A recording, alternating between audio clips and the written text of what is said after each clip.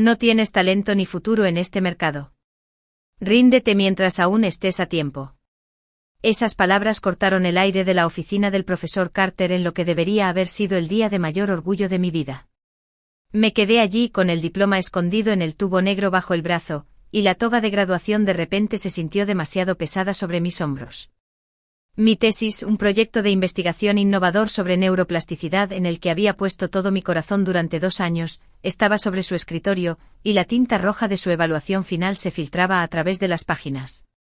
El sol del atardecer proyectaba largas sombras sobre su inmaculada oficina, resaltando la pared de premios que tenía detrás, premios que alguna vez soñé con ganar. El aire olía a libros viejos y café, pero lo único que podía percibir era un amargo desencanto. Ariana, simplemente te falta la mente analítica necesaria para la investigación científica, continuó, recostándose en su sillón de cuero con la crueldad casual de alguien que espanta una mosca. Tu escritura es demasiado emotiva. La ciencia no se trata de sentimientos, sino de hechos fríos y duros. Quería argumentar, defenderme, señalar que mi enfoque era deliberadamente diferente, que integraba la experiencia humana con los datos clínicos, pero las palabras se me atascaron en la garganta. El profesor Hudson Carter no era un académico cualquiera. Era el principal investigador en neurociencia, el guardián de las becas, los puestos de investigación y las oportunidades de publicación. Su recomendación podría marcar una carrera. Sus críticas podían quebrar a cualquiera. Y él acababa de quebrar a la mía. Había pasado 4 años como su estudiante soportando sus estándares imposibles, su crítica pública, su rechazo a cualquier enfoque de investigación que no coincidiera con el suyo. Lo había visto orientar a los hombres de nuestro programa con paciencia y entusiasmo, mientras exigía a las mujeres estándares imposiblemente más altos. Pero yo había perseverado, creyendo que la excelencia eventualmente me haría merecedora de su respeto. Estaba equivocada. Gracias por su comentario, profesor, logré decir con voz más firme de lo que me sentía. Recogí mi tesis de su escritorio, negándome a dejarle ver lo profundamente que sus palabras me habían herido. Lo tomaré en consideración. Eso es lo que siempre he apreciado de ti, Ariana, dijo con una sonrisa que no llegó a sus ojos. Eres educada incluso cuando te dicen la verdad, eso te será útil en cualquier carrera alternativa que elijas. Salí de su oficina con la cabeza en alto. Pero cada paso que daba por el pasillo de la universidad parecía como si estuviera vadeando por arenas movedizas. 10 años de concentración, desde los concursos científicos que había ganado en la escuela secundaria hasta la beca que me había llevado a este prestigioso programa. Todo parecía desmoronarse con cada paso. Cuando atravesé las pesadas puertas y salí al aire primaveral, las lágrimas empañaron mi visión. Mi teléfono vibró en mi bolsillo, probablemente mis padres se preguntaban dónde estaba. Habían volado para la ceremonia de graduación, muy orgullosos de su hija, la primera de nuestra familia en obtener un doctorado. ¿Cómo podía decirles que la carrera por la que había estado trabajando acababa de ser declarada imposible antes de que siquiera comenzara? Me encontré en el pequeño estanque en el borde del campus, donde a menudo había ido a pensar en problemas de investigación complejos. Los patos se deslizaban por la superficie del agua, sin que les preocuparan las preocupaciones humanas, como su carrera profesional o su futuro. Me senté en el banco, saqué mi tesis y comencé a hojear las páginas, tratando de verla a través de los ojos de Carter. La tesis exploraba cómo el trauma modifica físicamente las vías neuronales y cómo la comprensión de estos cambios podría revolucionar los enfoques de tratamiento. No solo había incluido los datos clínicos, sino también las experiencias vividas de los supervivientes de traumas, destacando cómo sus informes subjetivos se correlacionaban con las exploraciones cerebrales. Era exactamente esta metodología la que Carter había destrozado. Había escrito que era demasiado blanda, que se basaba demasiado en pruebas anecdóticas y que carecía de rigor científico. Mientras leía sus críticas, algo cambió dentro de mí. El dolor devastador comenzó a endurecerse y a convertirse en algo más, determinación. ¿Acaso mi enfoque era realmente defectuoso o simplemente diferente de los métodos tradicionales? ¿Realmente carecía de talento o estaba desafiando un sistema que solo reconocía un tipo de excelencia? Saqué mi teléfono e ignoré los mensajes de mis padres, en su lugar, abrí mi correo electrónico. Busqué la correspondencia de la doctora Lydia Bailey del Instituto de Investigación Westlack, una organización más pequeña y progresista en la que había hecho prácticas el verano pasado. Había mencionado casualmente que se mantendría en contacto para futuras oportunidades. Casi me había olvidado de ello, estaba tan concentrada en ganarme la aprobación de Carter. Mis dedos flotaban sobre la pantalla. Extender la mano hacia ella era como admitir la derrota, aceptar que mi camino original estaba cerrado para mí. Pero, ¿fue realmente una derrota o fue encontrar un camino diferente, uno en el que mi enfoque podría realmente ser valorado? Empecé a escribir un correo electrónico justo cuando el sol se hundía en el horizonte, cubriendo el estanque con sombras crepusculares. No lo sabía entonces, pero ese momento, esa decisión de seguir adelante en lugar de rendirme, sería el primer paso de un viaje que finalmente me llevaría a enfrentarme cara a cara con el profesor Carter nuevamente, en circunstancias que ninguno de los dos podría haber imaginado. Mientras caminaba de regreso para encontrarme con mi familia que me esperaba, con el teléfono guardado con el correo electrónico enviado, una extraña sensación de ligereza reemplazó mi devastación anterior. El camino que tenía por delante era incierto, pero por primera vez en años, realmente me correspondía a mí elegir. Lo que no sabía cuando me reuní con mis radiantes padres para una cena de celebración era que el desdén cortante del profesor Carter pronto se convertiría en el combustible para el mejor trabajo de mi vida, y que un día, él se vería obligado a reconocerlo. 3 meses después de la graduación, me encontré en el laboratorio del Dr. Bailey en el Instituto de Investigación Westlack. Las instalaciones no se parecían en nada a los grandes edificios cubiertos de hiedra de mi universidad. Estaban ubicadas en un almacén reformado en las afueras de la ciudad y carecían de prestigio, pero rebosaban de una energía que rara vez había sentido en el mundo académico. Tu metodología es fascinante, Ariana, dijo el Dr. Bailey durante mi primera semana. Sus ojos se iluminaron mientras revisaba mi tesis, la misma que Carter había rechazado. ¿Integrar las experiencias vividas de los pacientes con los datos neurológicos? Esa es exactamente la dirección que debería tomar la investigación. Casi lloré allí mismo, en el laboratorio. Después de años de recibir críticas por mi enfoque, que me valoraran por ello era como poder respirar finalmente después de contener la respiración bajo el agua. Westlack era más pequeña que la universidad, con menos recursos, pero tenía algo infinitamente más valioso, la libertad. La doctora A. Bailey fomentaba el pensamiento innovador, creía en la colaboración en lugar de la competencia y, lo más importante, confiaba en que sus investigadores siguieran sus instintos. Un día, mientras almorzábamos, me dijo que la neurociencia tradicional considera el cerebro como una máquina, pero tú lo abordas como una historia en evolución. Ambas perspectivas tienen valor. Mi puesto de investigación pagaba significativamente menos que lo que mis compañeros habían conseguido en instituciones prestigiosas, y mi apartamento estudio estaba muy lejos de la vida que había imaginado para mí. Mis padres intentaron ocultar su preocupación durante nuestras videollamadas semanales, pero pude ver la preocupación en sus ojos. Habían sacrificado mucho por mi educación, habían solicitado segundas hipotecas y habían retrasado la jubilación. ¿Había sido todo por una carrera degradada en un oscuro centro de investigación? La duda se apoderaba de mí en los momentos de tranquilidad. Cuando vi a antiguos compañeros de clase publicando en revistas con las que alguna vez soñé o aceptando puestos en hospitales de renombre, las palabras de Carter resonaban en mi mente: no tienes talento ni futuro en este mercado. 6 meses después de empezar a trabajar en Westlack, el instituto se enfrentó a recortes presupuestarios. Como era el empleado más nuevo, mi puesto era el más vulnerable. La presión aumentó a medida que me apresuraba a producir resultados significativos antes de la siguiente revisión de financiación. Me sumergí en mi investigación, trabajando 16 horas al día y a menudo durmiendo en el sofá de la oficina. Mi vida social se desvaneció. ¿Salir con alguien? Ni hablar. ¿Amigos? La mayoría se habían dispersado por todo el país después de graduarse. Mi mundo se redujo a escáneres cerebrales, entrevistas a pacientes y un sinfín de análisis de datos. Luego se produjo un gran avance. Estaba revisando una serie de imágenes cerebrales de sobrevivientes de traumas cuando noté un patrón que nadie había documentado antes. Una vía neuronal específica que parecía reorganizarse de manera diferente según la experiencia subjetiva del trauma del individuo. No era solo que el trauma cambiaba el cerebro, eso ya lo sabíamos.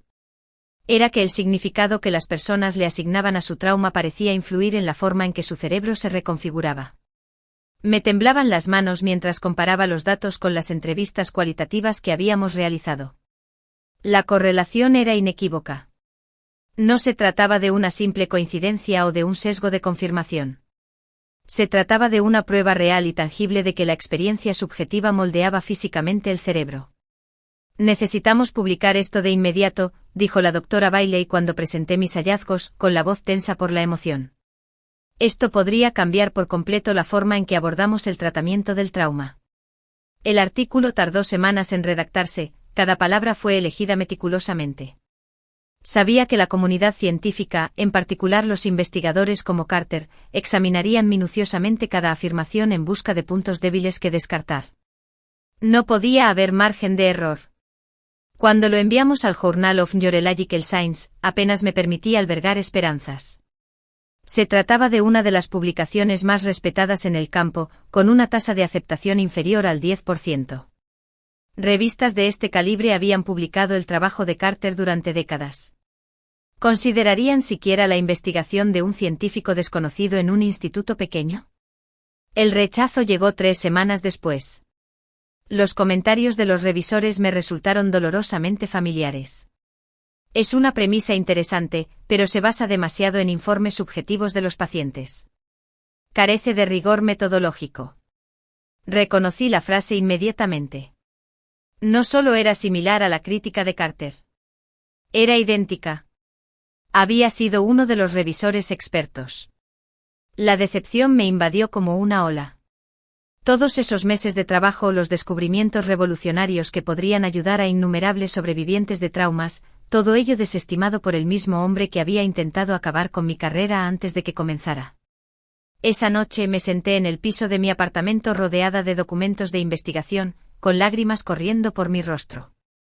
Tal vez Carter tenía razón. Tal vez yo no pertenecía a ese campo. Tal vez era hora de rendirse mientras todavía había tiempo. Mi teléfono sonó, rompiendo mi espiral de dudas. Era el Dr. Bailey. La revista Journal of Integrated Neuroscience quiere nuestro artículo, dijo sin preámbulos. Lo envié simultáneamente a varias revistas, algo que no suelo hacer, pero tuve la sensación de que podríamos necesitar opciones. Me quedé sin palabras por un momento. El Journal of Integrated Neuroscience no estaba tan consolidado como el Journal of Neurological Science, pero era respetado, en particular entre los investigadores que adoptaban enfoques innovadores. Son entusiastas, Ariana. El editor mencionó específicamente su enfoque metodológico como innovador. Quieren acelerar la publicación del número del mes próximo. Me sequé las lágrimas mientras miraba los papeles dispersos a mi alrededor. ¿Qué pasa con la crítica sobre la información subjetiva? Otra revista, otra perspectiva, respondió el Dr. Bailey. No todo el mundo piensa como Carter. Algunos de nosotros creemos que la ciencia avanza cuando cuestionamos los métodos establecidos, no solo cuando los replicamos. Después de colgar, recogí mis papeles del suelo y los ordené cuidadosamente sobre mi escritorio. La voz de Carter todavía resonaba en mi cabeza, pero ahora se le unía la del Dr. Bailey, la de los editores de la revista y mi propia confianza, que iba en aumento. Abrí mi portátil y comencé a ampliar mis notas de investigación en lo que finalmente se convertiría en el primer capítulo de mi libro. Todavía no lo sabía, pero este artículo sería solo el comienzo. Lo que sí sabía era que había encontrado mi voz, mi enfoque, mi camino, independientemente de quien intentara bloquearlo. Pero mientras escribía a máquina hasta altas horas de la noche, no podía prever la rapidez con la que se difundiría mi trabajo, ni que en poco más de un año me encontraría de pie ante un podio, preparándome para dirigirme a un público que incluía al mismo profesor que me había dicho que no tenía futuro en ese campo. La publicación de mi artículo en el Journal of Integrated Neuroscience lo cambió todo. En cuestión de semanas, comencé a recibir correos electrónicos de investigadores de todo el mundo, muchos de los cuales habían estado explorando silenciosamente conexiones similares entre la experiencia vivida y los cambios neurológicos. Lo que había descubierto no era solo un hallazgo singular, era la pieza que faltaba en un rompecabezas que muchos habían estado tratando de resolver. Su metodología cierra la brecha entre la observación clínica y la realidad del paciente, escribió un neurocientífico de Estocolmo. Hemos estado recopilando datos similares, pero carecíamos del marco para interpretarlos de manera eficaz. Empezaron a llegarnos solicitudes de entrevistas de podcast científicos y publicaciones especializadas. Al principio entré en pánico.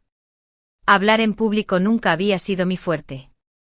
El recuerdo de temblar durante las presentaciones en la clase de Carter, con su mirada crítica siguiendo cada duda, me revolvió el estómago.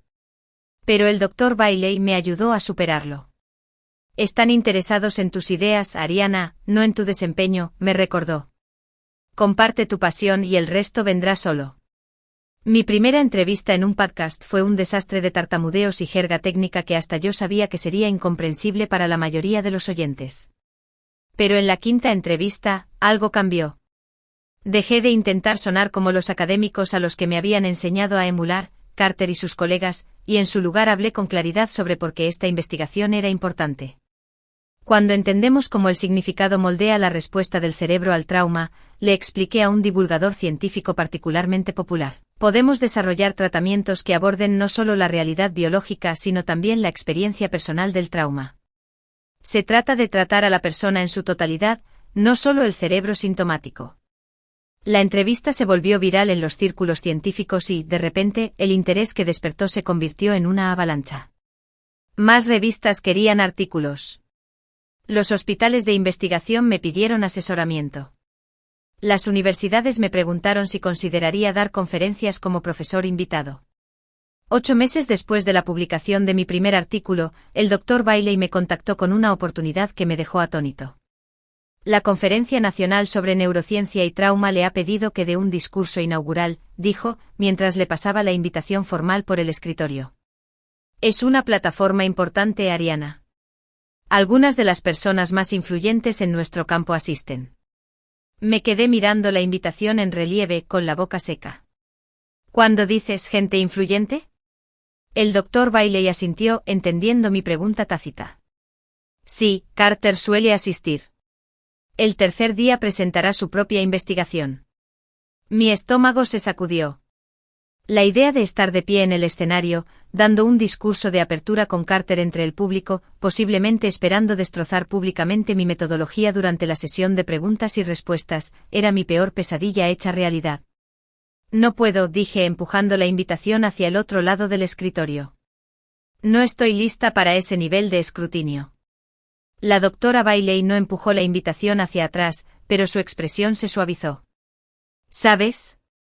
Una vez tuve un profesor que me dijo que hacía demasiadas preguntas para ser un científico serio. Ella sonrió al recordarlo. Él dijo que la curiosidad era enemiga del rigor. Levanté una ceja. Eso no suena bien. No lo era. Y tampoco lo que te dijo Carter. Ella tocó la invitación con un dedo. Tu trabajo está cambiando la forma en que entendemos el trauma y la recuperación, Ariana. La gente necesita oírlo, especialmente de ti. Esa noche llamé a mis padres. Después de compartirles la noticia sobre la invitación a la conferencia principal, les confesé mi miedo de volver a enfrentarme a Carter. Cariño, dijo mi madre. Su voz se calentó a través del teléfono. Ese hombre ya había hecho lo peor que pudo. Y mírate ahora. ¿Qué más puede hacer? Sigue siendo influyente, mamá. Si critica públicamente mi trabajo en la conferencia, entonces lo manejarás de la misma manera que has manejado todo lo demás. Con gracia y evidencia, ella lo interrumpió. Te has pasado toda la vida preparándote para momentos como este. Mi padre, que normalmente se mantiene callado durante estas llamadas, habló. Amy, ¿recuerdas cuando tenías 9 años y el profesor de ciencias dijo que las niñas no podían ganar la competición estatal de robótica? No solo ganaste, sino que estableciste un nuevo récord. El recuerdo me hizo sonreír. Había estado tan decidida que me quedé despierta hasta tarde durante semanas para construir un robot que pudiera recorrer un laberinto con más eficiencia de la que nadie hubiera creído posible. Carter es solo otro escéptico. Papá continuó. Y has estado demostrando que los escépticos están equivocados toda tu vida. Después de colgar, me senté en el balcón a observar cómo se encendían las luces de la ciudad al anochecer. Mis padres tenían razón. Carter ya había asestado su peor golpe el día de la graduación y yo había sobrevivido. Había sobrevivido, pero también había prosperado. Esa noche envié por correo electrónico mi aceptación a los organizadores de la conferencia. Los 3 meses siguientes fueron una vorágine de preparación. Trabajé con un profesor de oratoria para perfeccionar mi discurso, practiqué frente a grupos cada vez más numerosos y preparé meticulosamente las respuestas a todas las posibles críticas que podía anticipar. Cuando se acercaba la fecha de la conferencia, mi presentación se había convertido en algo de lo que estaba realmente orgulloso, claro, convincente y respaldado por datos irrefutables. Lo que no pude preparar fue lo que sucedió la semana anterior a la conferencia. Estaba revisando las ediciones finales del manuscrito del libro que había estado desarrollando, una exploración ampliada de mi investigación que hizo que los hallazgos fueran accesibles tanto para los médicos como para los pacientes, cuando recibí un correo electrónico que me paró el corazón. Dr. Turner, como presidente de la conferencia, me complace informarle que su libro, Rewiring Trauma, How Experience Shapes Neurological Recovery, ha sido seleccionado como el texto destacado de este año para la Conferencia Nacional sobre Neurociencia y Trauma. Se proporcionarán copias gratuitas a todos los oradores principales y moderadores de paneles. Además, hemos programado una sesión de firma de libros después de su discurso. Mientras su manuscrito aún se encuentra en producción, su editor ha proporcionado amablemente copias anticipadas para este propósito. Creemos que su trabajo representa una evolución importante en la investigación y la metodología de tratamiento de los traumatismos. Por favor, confirme que este acuerdo es aceptable. Saludos cordiales, doctora Samantha Wright, presidenta de la conferencia. Leí el correo electrónico 3 veces, sin poder procesar por completo su significado. Mi libro, que aún no se había publicado, fue seleccionado como el texto destacado de la conferencia y puesto en manos de todos los investigadores y médicos clínicos influyentes que asistieron, incluido Carter. Esa noche apenas dormí. La conferencia ya no se trataba solo de dar una conferencia magistral, sino de poner en primer plano todo mi enfoque de la neurociencia. Todo por lo que había trabajado desde aquel día devastador en la oficina de Carter estaba culminando en ese momento. Mientras preparaba mi maleta el día antes de mi vuelo, recibí un mensaje de texto del Dr. Bailey, que había llegado temprano al lugar de la conferencia. Carter está aquí. Formará parte del panel que seguirá a su discurso inaugural. ¿Y Ariana? En su presentación, él menciona tu libro como referencia. El piso parecía inclinarse bajo mis pies.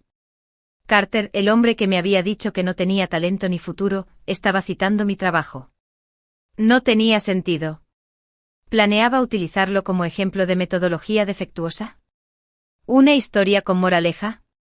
Solo había una manera de averiguarlo. Al día siguiente subiría al escenario, pronunciaría el discurso que había preparado y finalmente me enfrentaría al profesor que una vez intentó acabar con mi carrera antes de que comenzara.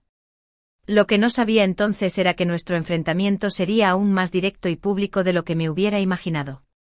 El centro internacional donde se celebraba la conferencia parecía una enorme colmena de cristal, llena de actividad. Investigadores, médicos y estudiantes se movían entre las salas de sesiones, con sus cordones colgando mientras se apresuraban a llegar a la siguiente presentación. En circunstancias normales, me habría encantado estar entre ellos. Eran mi gente, hablaban mi idioma y se apasionaban por las mismas preguntas que me quitaban el sueño. Pero hoy, lo único en lo que podía pensar era en Carter. Lo vi casi inmediatamente después de entrar en el salón principal. Estaba de pie en un círculo de colegas que lo admiraban y gesticulaba enfáticamente mientras hablaba. Se veía exactamente como lo recordaba, alto, impecablemente vestido, con ese aire de absoluta seguridad que alguna vez me pareció tan impresionante y ahora me pareció limitante. Me escondí detrás de un expositor promocional, con el corazón acelerado. No estaba preparada para enfrentarme a él todavía, no antes de mi discurso inaugural. Necesitaba pronunciar mi discurso con la mente despejada, sin la carga de cualquier interacción que pudiera producirse entre nosotros. 10 minutos después, la doctora Bailey me encontró escondida detrás del puesto de la revista de neurociencia. Ahí estás, dijo entregándome un café. Los organizadores te están buscando. Te necesitan para una revisión técnica en el auditorio principal. Vi a Carter, confesé, aceptando el café con manos ligeramente temblorosas. La expresión del Dr. Bailey se suavizó. ¿Y cómo me sentí? Como si volviera a ser estudiante de posgrado, admití. Pequeña e incierta, como si todo lo que había logrado pudiera desaparecer si él simplemente dijera esa palabra. Pero ya no eres esa estudiante, me recordó con dulzura. Y ahora tu trabajo habla por sí solo. Lo que él piense o diga no puede cambiar eso. Asentí, respiré profundamente y enderecé los hombros. Hagamos esta comprobación técnica. El auditorio principal era enorme, con asientos para más de 1000 asistentes. De pie en el escenario durante la comprobación técnica, mirando los asientos vacíos que pronto se llenarían, sentí que una calma surrealista se apoderaba de mí. Me había preparado para esto. Conocía mi investigación al dedillo. Y lo más importante, creía en ella de una manera que nunca podría haber creído cuando todavía estaba tratando de adaptarme a la metodología de Carter. Las horas previas a mi discurso inaugural transcurrieron en un abrir y cerrar de ojos.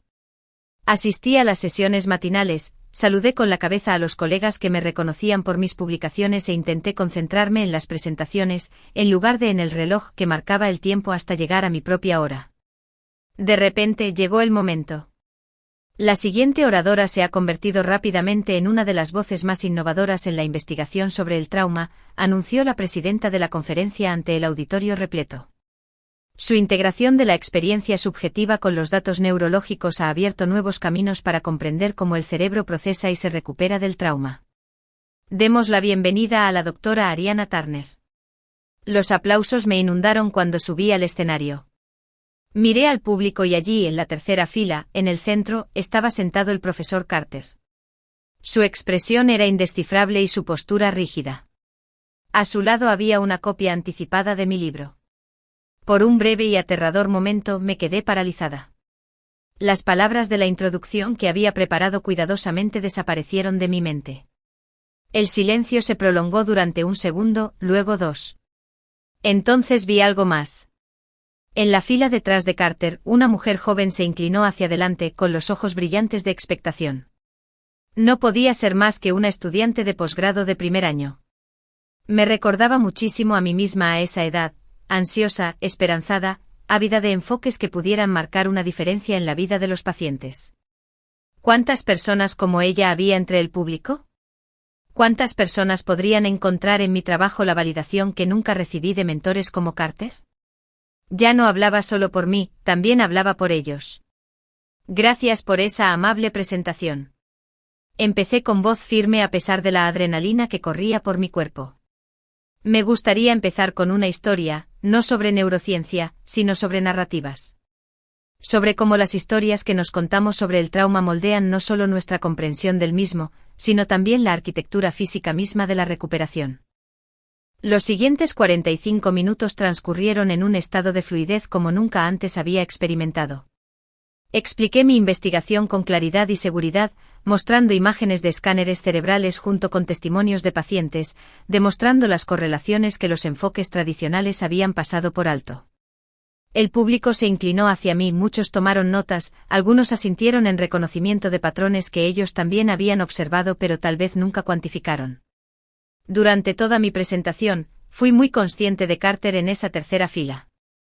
Su expresión había pasado de neutral a algo más complejo, un ceño fruncido, alguna nota anotada de vez en cuando. Entonces llegó el momento que tanto temía y esperaba, la sesión de preguntas y respuestas. Las primeras preguntas fueron sencillas y se centraron en la metodología y las posibles aplicaciones clínicas. Las respondí con facilidad, basándome en las bases que había establecido en mi presentación. Luego pasaron el micrófono a la tercera fila. Carter se puso de pie y la sala pareció contener la respiración. Muchos de los presentes conocían su trabajo y respetaban sus contribuciones al campo. Algunos incluso podrían saber que había sido mi asesor, aunque pocos sabrían lo que había sucedido en su oficina el día de la graduación. Dr. Turner comenzó con una voz tan mesurada y autoritaria como la recordaba. Su enfoque es ciertamente novedoso. La pausa antes de la palabra novedosa lo decía todo. Pero tengo curiosidad por la replicabilidad. ¿Cómo podemos estar seguros de que las correlaciones que ha identificado no son simplemente artefactos de su población de pacientes en particular o de la metodología de entrevista?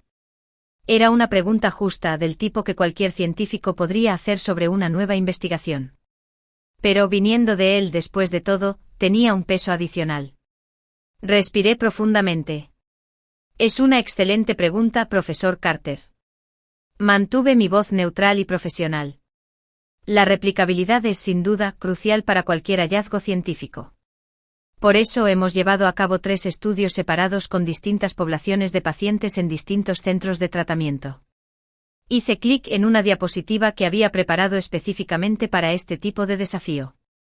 Como puede ver, los patrones de reorganización de las vías neuronales se mantienen constantes en los 3 grupos, a pesar de las variaciones demográficas. Además, 2 equipos de investigación independientes, uno en Estocolmo y otro en Toronto, han replicado nuestros hallazgos principales utilizando nuestra metodología publicada. Miré a su mirada directamente. La ciencia avanza a través de la innovación y la verificación. Necesitamos investigadores dispuestos a explorar nuevos enfoques e investigadores comprometidos a poner a prueba esos enfoques de forma rigurosa. Ambas funciones son esenciales. Un murmullo de aprobación recorrió el público. Carter permaneció de pie y por un momento pensé que podría hacer una pregunta más, tal vez más directa, más desafiante. En cambio, asintió brevemente y se sentó. El resto de la sesión de preguntas y respuestas continuó, pero el momento que más temía había pasado. Me había enfrentado a Carter en el terreno profesional y había mantenido mi posición. Cuando la sesión concluyó entre aplausos entusiastas, un peso que había cargado durante años comenzó a levantarse. La firma de libros que siguió fue abrumadora. Había una fila de colegas y estudiantes ansiosos por discutir las implicaciones de mi trabajo. Firmé ejemplar tras ejemplar, participando en conversaciones breves pero significativas sobre cómo mi enfoque podría informar su propia investigación o práctica clínica. Estaba tan absorto en estas interacciones que no me di cuenta de que se acercaba hasta que estuvo frente a mí, con mi libro en sus manos. Dr. Turner, dijo Carter.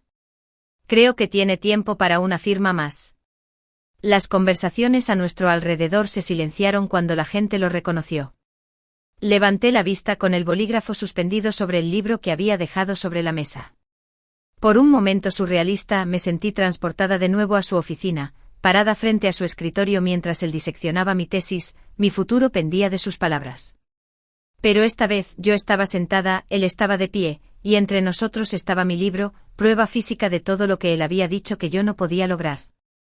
Por supuesto, profesor Carter, respondí abriendo la tapa. ¿Le gustaría que se lo personalizara? Lo que sucedió a continuación cambiaría todo entre nosotros y revelaría una verdad que nunca podría haber anticipado durante esos días oscuros después de la graduación. Sí, por favor, personalícelo, respondió Carter, con la voz más baja que antes, casi vacilante. A Hudson le bastaría. La formalidad entre nosotros era extraña. Yo nunca lo había llamado Hudson, siempre lo había llamado profesor Carter. Después de graduarme nunca me había llamado Ariana, siempre me había llamado señora Turner y ahora doctora Turner. Este pequeño cambio me pareció significativo, aunque todavía no podía interpretar su significado. Escribí una simple dedicatoria a Hudson en la que le agradecía su perspectiva crítica, Ariana Turner, y le devolví el libro. Esperaba que se marchara inmediatamente, que tal vez me hiciera un breve gesto con la cabeza o que dijera una obviedad profesional sobre que esperaba con ansias mi próxima publicación. En cambio, se quedó allí, dándole vueltas al libro en sus manos como si lo examinara en busca de defectos. Su discurso inaugural fue impresionante, dijo finalmente, en particular su manejo de las cuestiones metodológicas. Gracias, respondí sin saber a dónde iba esto. Se aclaró la garganta. Me pregunto si tendrás tiempo para tomar un café mañana por la mañana antes de que comiencen las sesiones del panel. Hay algo que me gustaría comentar contigo sobre tu trabajo. Sonaron mis alarmas internas. ¿Era una trampa? ¿Una oportunidad para que él destrozara mi investigación en privado antes de hacerlo más públicamente durante su presentación? ¿O era algo completamente distinto? Estaré en la cafetería frente al vestíbulo del hotel a las 7:30, dije, sorprendiéndome a mí mismo con mi rápida aceptación. Cualesquiera que fueran sus intenciones, me di cuenta de que necesitaba esta conversación. ¿Puedo dedicarle media hora? Asintió una vez, se metió mi libro bajo el brazo y se alejó sin decir una palabra más. Esa noche apenas dormí. Repasé cada interacción que había tenido con Carter, tratando de entender qué podría querer discutir conmigo. ¿Había encontrado un fallo fatal en mi investigación? ¿Iba a advertirme sobre alguna crítica inminente de otra figura respetada en el campo? ¿O lo más improbable de todo, había cambiado genuinamente su evaluación de mi trabajo? Cuando entré en la cafetería a la mañana siguiente, me había preparado para cualquier posibilidad. Lo vi de inmediato sentado en el rincón más alejado, con 2 tazas ya sobre la mesa y una expresión inusualmente indecisa. Me tomé la libertad de pedir por ti, dijo cuando me acerqué. Café negro con un chorrito de crema, si mal no recuerdo. El hecho de que recordara cómo tomaba mi café después de todos estos años me inquietaba. Sugería que prestaba atención a los detalles que contrastaba marcadamente con la actitud despectiva que siempre había mostrado. «Recuerdas bien», confirmé sentándome frente a él. «Gracias». Se produjo un silencio incómodo entre nosotros. Fuera de la ventana, los asistentes a la conferencia se apresuraban hacia el centro de convenciones, con sus tazas de café en la mano y consultando los horarios de las presentaciones en sus teléfonos. «Su libro es excelente», dijo finalmente Carter, colocándolo sobre la mesa entre nosotros. «Lo he leído 2 veces. El capítulo sobre la neuroplasticidad en relación con la terapia narrativa es particularmente esclarecedor». Intenté disimular mi sorpresa. «¿2 veces?» «Sí». Tomó un sorbo de café. La primera vez para criticarlo, la segunda para aprender de él.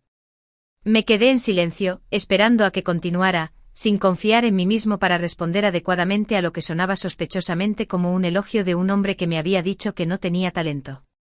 «Le debo una disculpa, Dr. Turner», dijo con voz tensa. «Lo que te dije el día de tu graduación no solo fue incorrecto, sino también dañino. He tenido tiempo de reflexionar sobre ello, en particular al ver que tu trabajo ganaba reconocimiento». Mi café se enfrió mientras lo miraba, incapaz de procesar lo que estaba escuchando. «¿Una disculpa? ¿De Carter?»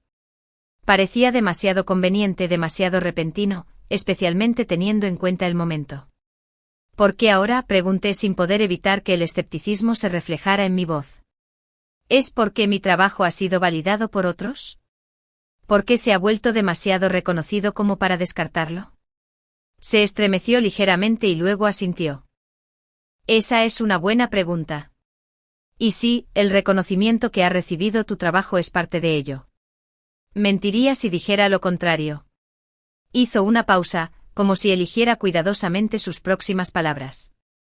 «Pero hay algo más que debería saber, algo que podría ayudar a explicar, aunque no a excusar, mi comportamiento de ese día». Abrió su maletín y sacó un artículo de una revista, deslizándolo sobre la mesa hacia mí. Se trataba de uno de sus artículos más citados, publicado 20 años antes, el trabajo que había consolidado su reputación en el campo. «Pase a la sección de metodología», me indicó. Hice lo que me pidió y leí rápidamente el texto que ya conocía. Había estudiado este artículo extensamente durante mi trabajo de posgrado. Su enfoque había sido innovador para su época, un ensayo clínico riguroso que establecía correlaciones claras entre actividades cerebrales específicas y respuestas al trauma. En la página 34, el párrafo sobre los enfoques alternativos considerados pero no aplicados, lo especificaba. Encontré la sección y la leí con atención.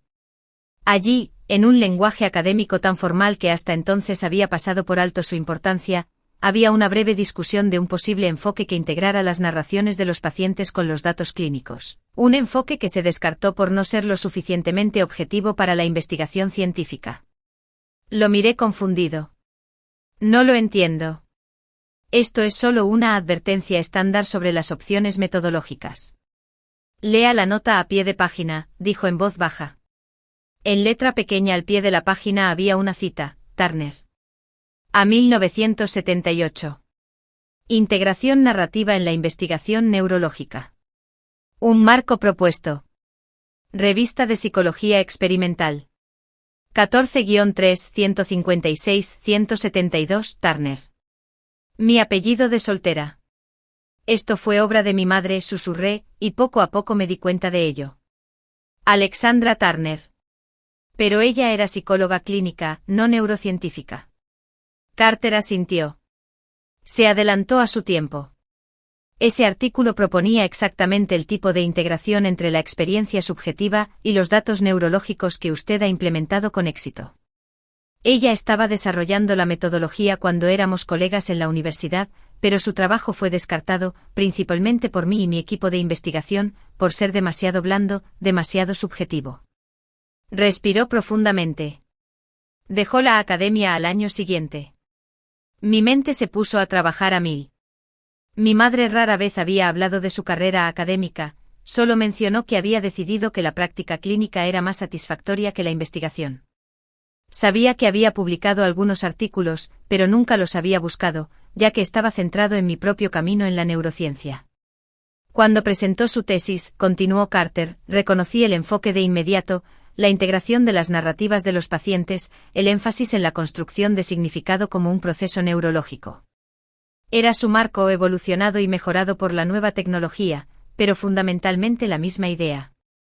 Y al ver que venía de su hija, se quedó callado y miró hacia otro lado. ¿Me rechazaste por alguna rivalidad académica con mi madre?, pregunté incrédulo. No por rivalidad, corrigió volviendo a mirarme a los ojos. Culpa. El planteamiento de tu madre era válido, más que válido. Era visionario. Pero el consenso científico de la época, al que yo ayudé a dar forma, no lo admitía. Al verte recorrer el mismo camino, al oírte articular esos mismos principios, pero con 20 años de datos adicionales para respaldarlos, sacudió la cabeza. Era como enfrentarme a un fantasma de mi propio fracaso intelectual. Me recosté en el asiento, tratando de asimilar esta revelación. Durante todo este tiempo había pensado que el rechazo de Carter a mi trabajo tenía que ver conmigo, con mis capacidades, con mi enfoque. Pero había tenido que ver con él, con un error que había cometido décadas atrás con la investigación de mi madre. Eso no justifica lo que hice, añadió cuando permanecí en silencio. Proyectar esa historia sobre ti fue poco profesional y francamente cruel. Tu trabajo merece ser juzgado por sus propios y considerables méritos. Afuera, la luz de la mañana se hizo más intensa y arrojó largos rectángulos de luz solar sobre nuestra mesa. Los asistentes a la conferencia seguían pasando por la ventana, sin percatarse del cambio radical que se estaba produciendo en mi comprensión de los últimos 4 años. ¿Mi madre sabe que eres mi ex asesor?, pregunté finalmente, dándome cuenta de que nunca había mencionado a Carter por su nombre durante mis estudios de posgrado, siempre me refería a él simplemente como mi asesor en las conversaciones con mis padres. No lo creo, me respondió. Cuando te inscribiste en el programa reconocí tu nombre de inmediato, pero supuse que era una coincidencia hasta que leí tu propuesta de tesis. Las similitudes metodológicas eran inconfundibles. Pensé en mi madre, en cómo siempre había apoyado mi interés por la neurociencia y nunca me había empujado hacia su propio campo de la psicología. ¿Había reconocido los paralelismos entre nuestros enfoques? ¿Había visto cómo sus propios intereses de investigación abandonados florecían en mi trabajo? Me gustaría ver su artículo, dije con firmeza. Por supuesto, Carter asintió. Te enviaré el texto completo. Merece ser reconocido y citado en tu trabajo futuro, tal vez. Tu madre se lo merece. Nos quedamos en silencio de nuevo, las implicaciones de esta conversación se expandieron entre nosotros. La rivalidad profesional que había imaginado existía solo en mi mente. La realidad era a la vez más compleja y más humana. Una historia de arrepentimiento intelectual, de caminos no tomados, de ideas descartadas prematuramente. Tengo un panel para el que prepararme, dijo Carter finalmente mirando su reloj. Pero quería que supiera que haré referencias extensas a su libro en mi presentación, no para criticarlo, sino para desarrollarlo. Su enfoque ha cambiado mi forma de pensar. Se puso de pie y recogió su maletín. ¿Y el Dr. Turner? Por si sirve de algo, usted tiene más talento en este campo del que yo creía. Tu futuro es extraordinariamente brillante. Y con eso se fue y la campana que estaba sobre la puerta tintineó mientras salía el sol de la mañana. Me quedé sentada, mirando mi café frío, tratando de conciliar esta nueva información con la narrativa que había construido sobre mi trayectoria académica. Mi teléfono vibró. Un mensaje de texto del Dr. Rao Bailey me preguntaba dónde estaba. Las sesiones de la mañana comenzarían pronto. Recogí mis cosas, mis movimientos eran automáticos mientras mi mente seguía procesando todo lo que Carter me había revelado.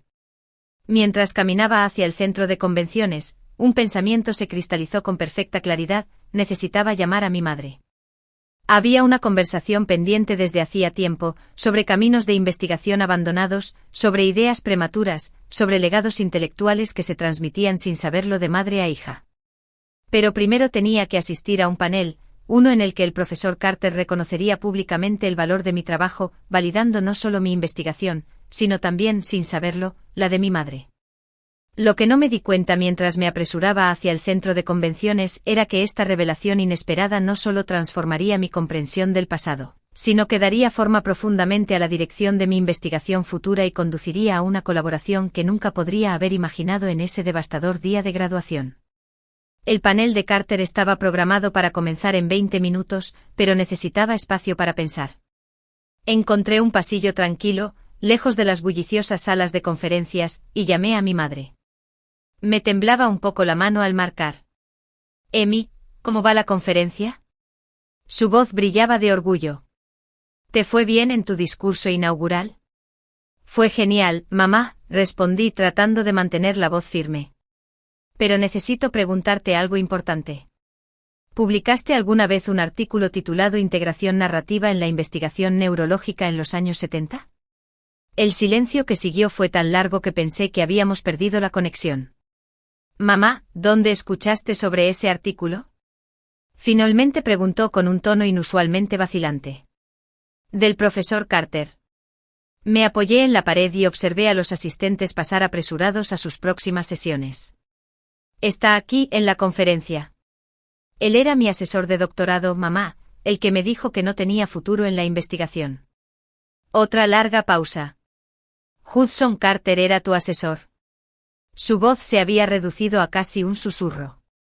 «Todos estos años. Y nunca mencionaste su nombre». «No pensé que importara», dije. «Pero lo es, ¿no? ¿Tú lo conocías?» «Sí», confirmó ella. «Fuimos colegas por un breve tiempo». Él ascendía rápidamente en el departamento mientras yo luchaba por lograr que mi investigación fuera tomada en serio. Suspiró profundamente. «Ese artículo que mencionaste fue mi intento de tender un puente entre la psicología y la neurociencia, demostrar cómo las narrativas personales remodelan físicamente las vías neuronales después de un trauma». El departamento de neurociencias lo descartó como ciencia blanda, en particular por parte de Carter. Los paralelismos con mi propia experiencia eran asombrosos. «¿Por qué nunca me lo dijiste?» Especialmente cuando comencé un camino de investigación similar. «No quería influir en ti», me explicó. «Cuando te interesaste por la neurociencia, me emocionó que pudieras explorar un territorio que yo había abandonado, pero quería que fuera tu viaje, no una continuación del mío». Me hundí en un banco cercano con la mente dando vueltas. «Hoy me pidió disculpas, mamá. Dijo que tu enfoque fue visionario, pero adelantado a su tiempo». Su risa fue suave, teñida con algo entre amargura y asombro. «¿40 años después, y ahora es visionario?» «Eso es Hidalgo. Está citando mi libro en su presentación de hoy», le dije. «Pero en realidad está citando tus ideas, los cimientos que sentaste». «Me gustaría leer tu artículo original». «Tengo copias en el ático», dijo.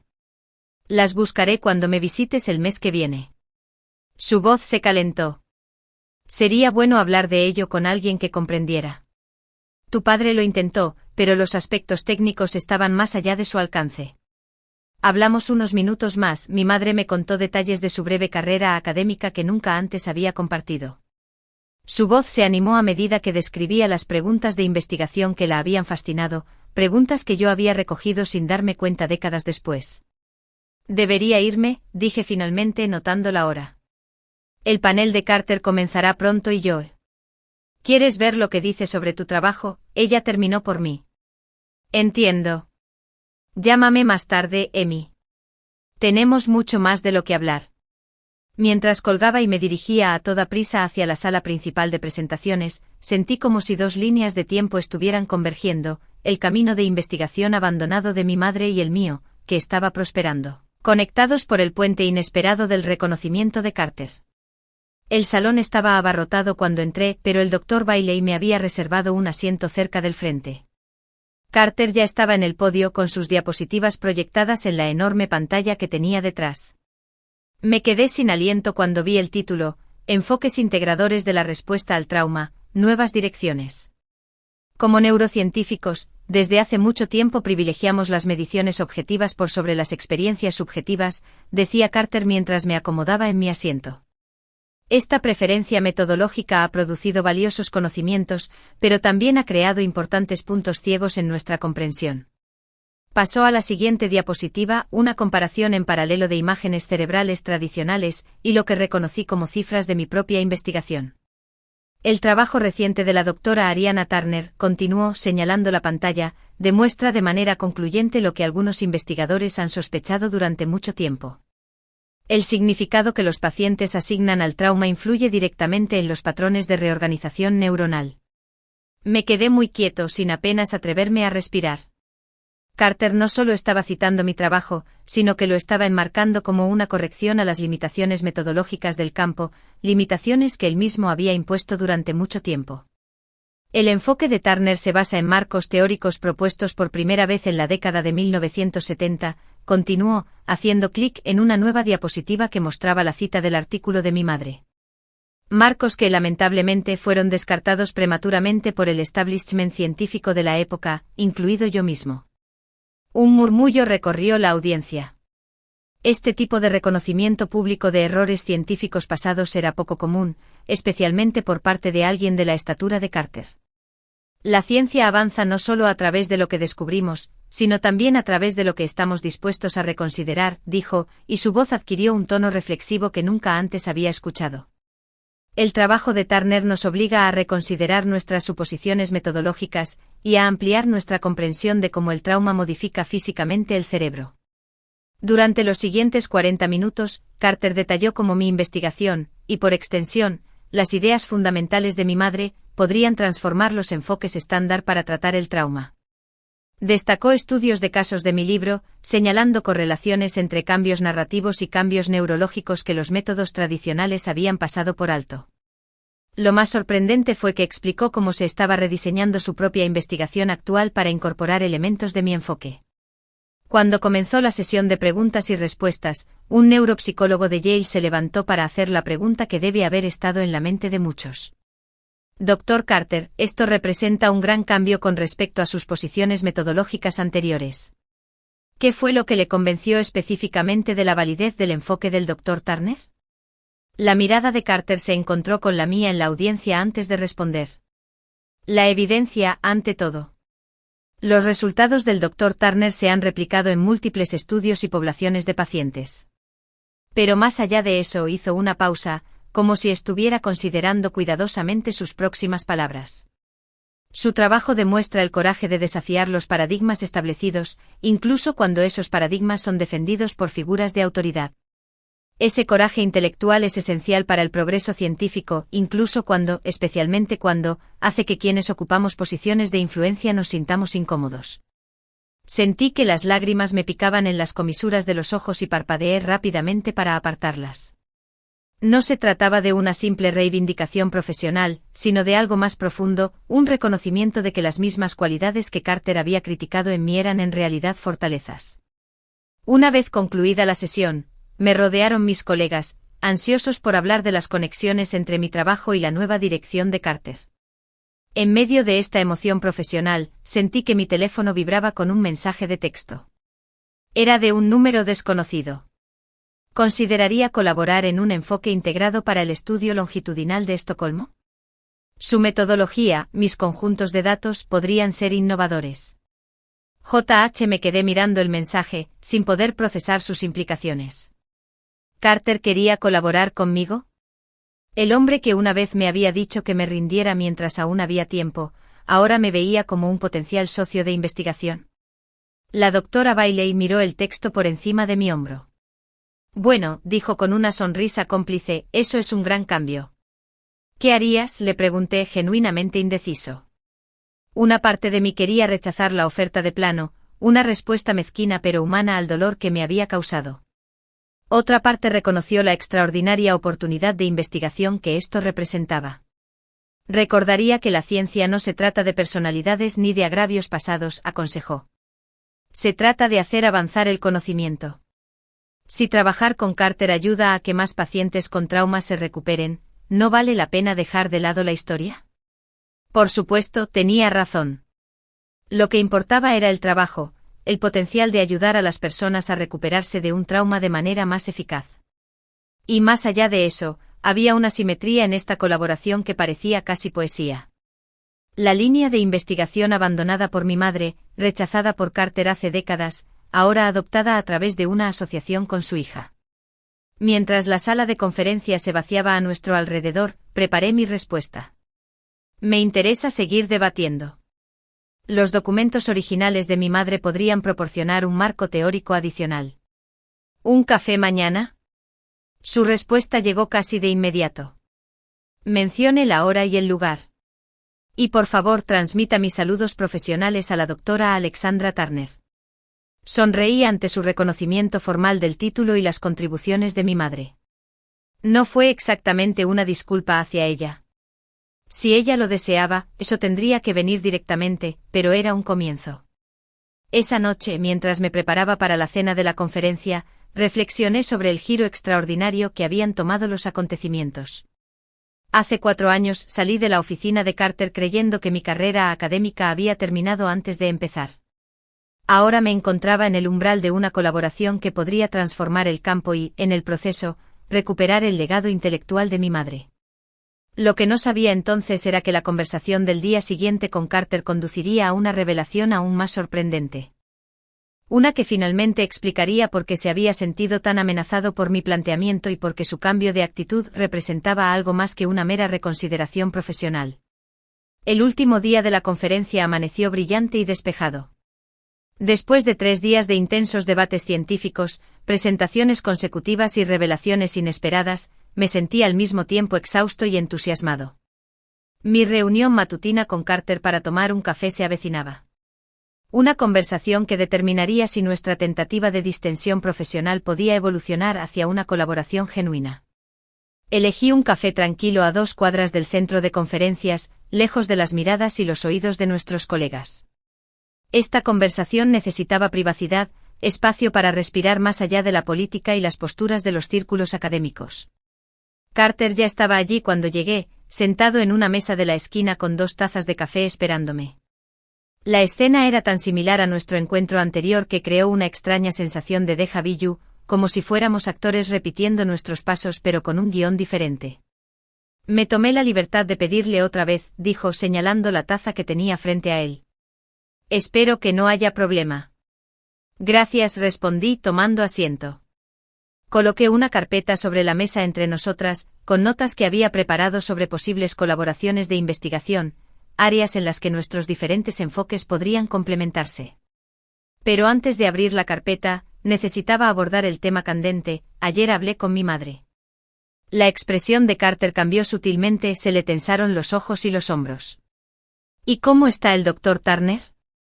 Me sorprende oír su nombre después de todos estos años, dije con sinceridad.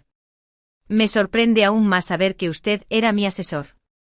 Nunca te mencioné por tu nombre en nuestras conversaciones sobre la escuela de posgrado. Él asintió lentamente. Es comprensible, dada nuestra historia. Una historia de la que no sabía nada hasta ayer, señalé. Lo que significa que todavía hay algo que no entiendo. Si su rechazo a mi enfoque de tesis estaba relacionado con su pasado con la investigación de mi madre, ¿por qué me aceptó en su programa en primer lugar? Debe haber reconocido el apellido Turner. Carter tomó un sorbo de café y pareció ordenar sus pensamientos. ¿Reconocí el nombre? Sí. Pero Turner no es poco común y no tenía motivos para pensar que eras la hija de Alexandra en concreto. No fue hasta que leí tu propuesta de tesis en tu 2º año que vi las similitudes metodológicas. ¿Y no se te ocurrió mencionarme esto?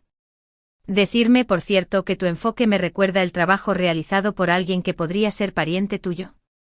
Debería haberlo hecho, admitió. Pero para entonces, yo estaba en conflicto. Tu propuesta fue brillante e innovadora en formas que desafiaron mis propias metodologías establecidas. Si hubiera venido de cualquier otro estudiante, podría haberla aceptado como una idea nueva. Pero al ver el marco de trabajo de Alexandra reimaginado a través de tu trabajo, se quedó callado y miró hacia la ventana. Todavía no has explicado bien por qué su planteamiento te amenazaba tanto. Insistí.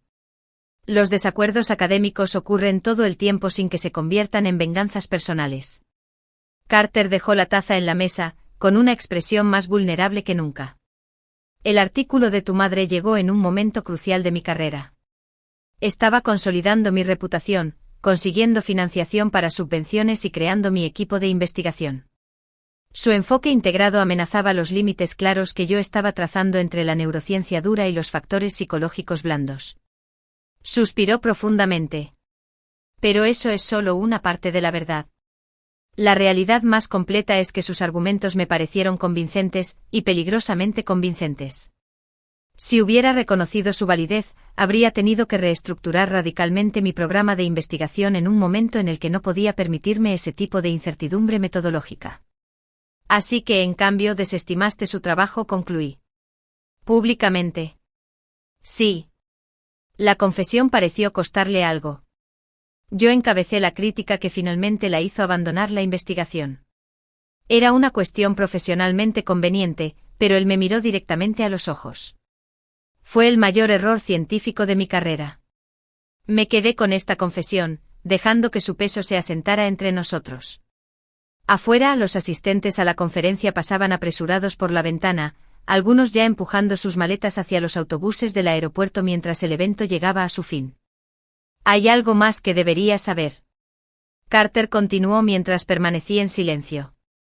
Algo que descubrí solo después de tu discurso inaugural. Metió la mano en su maletín y sacó una revista médica, abriéndola por una página marcada como favorita. Se había publicado hacía 3 meses. Tomé la revista y hojeé el artículo resaltado. La terapia de reestructuración narrativa muestra resultados prometedores en el tratamiento del trastorno de estrés postraumático. El estudio detalla un ensayo clínico en el que pacientes con trauma se sometieron a un enfoque terapéutico que integraba la narración personal con el seguimiento neurológico. Un enfoque sorprendentemente similar a lo que había propuesto mi investigación. Los resultados son extraordinarios, afirmó Carter. Los pacientes mostraron una tasa de mejora del 64% en comparación con el 37% con los métodos estándar. Los patrones de reorganización neuronal coinciden exactamente con lo que usted predijo en su libro. Busqué a los autores y me quedé sin aliento cuando vi el nombre, Sarah Carter, MD, PhD. Tu hija, dije mirándolo. Él asintió. Mi hija, que ha luchado contra el trastorno de estrés postraumático desde que fue agredida en la universidad, hace 10 años. Los tratamientos tradicionales la ayudaron marginalmente, pero ella quedó atrapada en respuestas traumáticas que limitaron significativamente su vida. Una pieza del rompecabezas encajó en su lugar y encontró mi libro. Ella lo hizo. Él lo confirmó. Ella reconoció su potencial de inmediato. La forma en que validó su experiencia fue que el significado que le asignó a su trauma era inseparable de la respuesta física de su cerebro a él. Incorporó su metodología a su propia práctica clínica y experimentó la mejora de primera mano mientras ayudaba a otros. Sonrió levemente. Me llamó al día siguiente de leerlo. Papá, me dijo. Todo lo que has estado enseñando sobre la respuesta al trauma no tiene en cuenta la mitad del panorama. Viniendo de mi propia hija al verla recuperarse utilizando un enfoque que yo había descartado, me resultó imposible mantener mi obstinación metodológica. La revelación me dejó atónita. Durante todo este tiempo había asumido que el reconocimiento de Carter a mi trabajo era puramente académico, un reconocimiento profesional a regañadientes. Pero la realidad era mucho más personal. Mi investigación, basada en los cimientos de mi madre, había ayudado a su hija a sanar. Me gustaría conocerla, dije. Finalmente, si ella está abierta, le gustaría mucho. Carter respondió. De hecho, sugirió una colaboración tripartita, su marco teórico, mis conjuntos de datos y sus aplicaciones clínicas. El impacto potencial para el tratamiento del trauma podría ser transformador. Abrí mi carpeta y encontré notas que describían casi exactamente esa colaboración. Grandes mentes, dije con una pequeña sonrisa, mientras le acercaba los papeles. Él los miró y luego me miró con algo parecido a un asombro. Sabes, cuando te dije que no tenías futuro en este campo, no era solo un sesgo metodológico. Era miedo. ¿Miedo a qué? A que tuvieras éxito donde yo había fracasado, a que demostraras las limitaciones del trabajo de mi vida. Sacudió la cabeza. En cambio, lo has ampliado de maneras que no podría haber imaginado. Eso habla de una generosidad de espíritu que no estoy seguro de que yo hubiera mostrado en tu posición. La ciencia no tiene que ver con el ego, dije, haciendo eco de la sabiduría del Dr. Bailey. Tiene que ver con el avance del conocimiento. Si nuestra colaboración ayuda a que más pacientes con trauma se recuperen, entonces la historia personal es irrelevante. No es irrelevante, corrigió con delicadeza. El contexto, un recordatorio de lo fácil que es pasar por alto verdades importantes cuando defendemos un territorio intelectual en lugar de explorarlo. Pasamos la siguiente hora describiendo la colaboración en detalle, los datos que analizaríamos, los ensayos clínicos que Sara podría coordinar, los artículos que seríamos coautores. Al concluir nuestra reunión, Carter extendió su mano por encima de la mesa. ¿Socios?, preguntó con una pregunta vacilante en su voz. Tomé su mano, sintiendo la extraña simetría del momento. ¿Socios? 3 meses después me encontraba en la cocina de mi madre, observándola mientras ordenaba cajas de viejos artículos de investigación esparcidos sobre la mesa del comedor. Se había retirado de la práctica clínica el año anterior y ahora estaba ansiosamente retomando las cuestiones teóricas que había abandonado décadas antes. Encontré todas mis notas originales, dijo sosteniendo un bloc de notas amarillo lleno de letra descolorida. Mi pensamiento era algo primitivo en comparación con sus modelos actuales, pero la intuición central estaba allí. Esa intuición central es sobre la que Sara Carter construyó su protocolo clínico, le recordé. Tu trabajo finalmente está ayudando a la gente, mamá, aunque haya tardado una generación en lograrlo. Sonrió con una mezcla de orgullo y nostalgia en su expresión. Y mi testaruda hija tuvo que hacer lo posible. Mi teléfono vibró con un mensaje de texto de Sara. Los nuevos datos del ensayo de Chicago parecen sorprendentes. Papá se quedó sin palabras. Llama cuando puedas. Le mostré el mensaje a mi madre y ella se rió. Hudson Carter sin palabras. Ahora bien, eso es algo que nunca pensé que vería. Más tarde esa noche, mientras estábamos sentados en su porche mirando la puesta de sol, mi madre se volvió hacia mí con una expresión pensativa. Sabes, cuando me contaste sobre el despido de tu trabajo por parte de Carter hace 4 años, me puse furiosa. Quería llamarlo para decirle exactamente lo que pensaba de su acoso académico. ¿Por qué no lo hiciste?, le pregunté. Porque me pediste que no interfiriera, respondió. Dijiste que querías triunfar o fracasar en tus propios términos. Y mira cuánta razón tenías. No solo has triunfado, sino que has logrado convencerlo de nuestra manera de pensar gracias a la fuerza de tus pruebas y la claridad de tu visión. Ella se acercó a mí para apretarme la mano. Ese día de graduación, cuando te dijo que no tenías talento ni futuro en ese campo, fue cruel y estuvo mal. Pero tal vez, de alguna manera extraña, te obligó a encontrar tu propio camino en lugar de seguir el suyo. Lo pensé mientras observaba cómo los colores se intensificaban en el cielo. Creo que tienes razón. Si hubiera adoptado mi enfoque desde el principio, tal vez me habría convertido en otro protegido de Carter, trabajando dentro de las limitaciones de su metodología. En cambio, tuve que forjar mi propio camino con personas como el Dr. Bailey, que valoraban diferentes perspectivas. Y ahora has cerrado el círculo, observó mi madre, enseñando al maestro. Hay una hermosa simetría en ello. A la mañana siguiente, mientras me preparaba para volar de regreso a una reunión de investigación con los Carter, me puse a reflexionar sobre aquel momento devastador que ocurrió en la oficina de Carter hace 4 años. Sus palabras, no tienes talento ni futuro en este mercado, me habían parecido una sentencia de muerte para mis aspiraciones académicas. Ahora entendía que en realidad habían sido el comienzo de mi verdadero viaje científico, obligándome a cuestionar no solo su autoridad, sino los fundamentos mismos de cómo estudiamos el trauma y la recuperación. Al intentar cerrar una puerta, sin querer me había empujado a abrir otra nueva, una que acabaría transformando tanto nuestro trabajo como la vida de innumerables pacientes. Mientras subía a mi avión, mi teléfono vibró con una notificación de correo electrónico. Era de una importante editorial científica, la doctora Turner. Nos complace informarle que su propuesta de respuesta integrada al trauma, un nuevo paradigma, ha sido aceptada para su publicación.